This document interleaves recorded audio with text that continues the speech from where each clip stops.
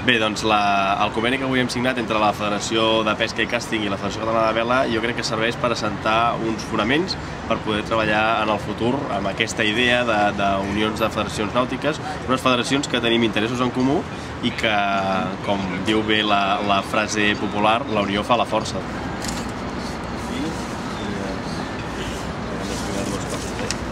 Nosaltres ens ha entusiasmat molt aquest conveni per una raó, perquè nosaltres en la nova etapa de la Federació Catalana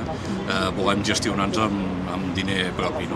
Llavors el que estem buscant és una entitat tipus RAC, perquè a part de donar serveis esportius donin serveis de restauració, de jurídics, que la federativa que nosaltres tenim tingui un contingut, a part de l'esportiu, un contingut que beneficia el nostre federat.